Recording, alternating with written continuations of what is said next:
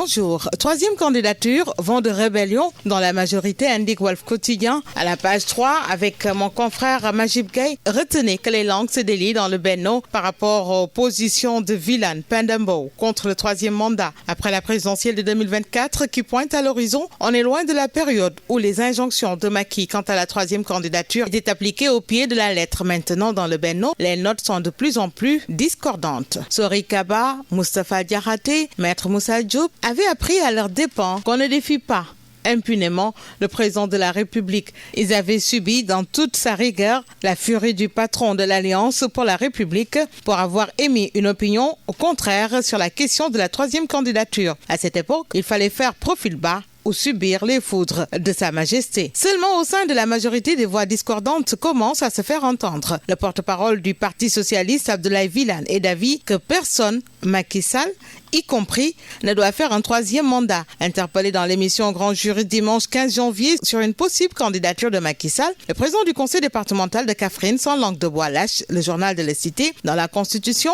personne n'a droit à un troisième mandat, surtout quand on a fait 2 mandats. D'ici la fin de ce mandat, chaque parti, chaque composante de cette coalition a le droit, l'obligation de faire des évaluations et en tenant compte de ces règlements, de ces procédures et décisions, nous pourrons savoir ce que nous devons faire. Fin de citation. Passons au quotidien Le Peuple, sorti de Vilane sur le troisième mandat. Abdou Diouf, plus proche de Macky que du Parti socialiste. La fausseté politique du Parti socialiste, indique Le Peuple. Alioune Badar Ali, maire apériste de Koungheul, dixit, Vilane est un homme de détail. Au moment où Source A enchaîne recrudescence des accidents de la route au Sénégal, les visites techniques en question. Même le centre qui se trouve à Colobane et qui s'occupe des taxis n'a pas de machine. Puis, dans les régions, les centres de visite technique ne disposent pas de la logistique comme celle de Anne. Tout se vérifie à la main et à l'œil nu. À Thiès, certains conducteurs n'amènent pas leur voiture, ils envoient leurs papiers et obtiennent leur visite technique sans l'avoir passée. Accident sur la route de Saint-Louis, enchaînant avec le mandat. Après 6 kilos, 22 personnes périssent à Sakal. Après les 41 morts de 6 kilos, 22 décès à Sakal. Drame de la route en moins de 10 jours, indique Vox Populi cette fois-ci. Anne, excès de vitesse et surcharge, les facteurs alourdissants de la collision d'hier. Le Ndiagandiaï avait un surplus de 15 personnes et transporté 47 passagers au lieu de 32 autorisés. Le Premier ministre, intraitable sur le plombage des compteurs de vitesse des véhicules de transport de personnes et de marchandises à 90 km/h. Le deuil rend la grève inappropriée.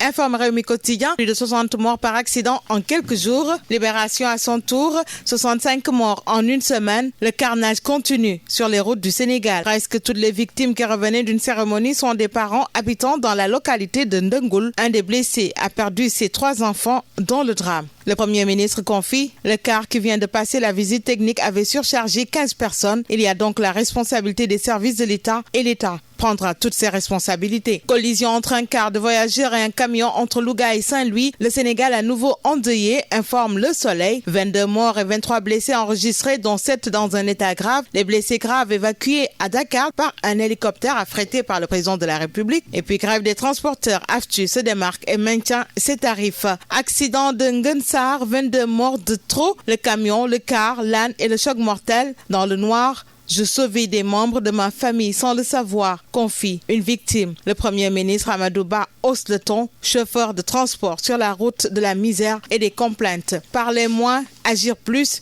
c'est pour quand, s'interroge 24 heures sur ces spirales d'accidents routiers et de morts. Nous poursuivons pour boucler avec Stade de Sport, Europe, Iliman, Iso, Habib Diagne, ces lions à la chasse de leur record de but. Bonne lecture à tous.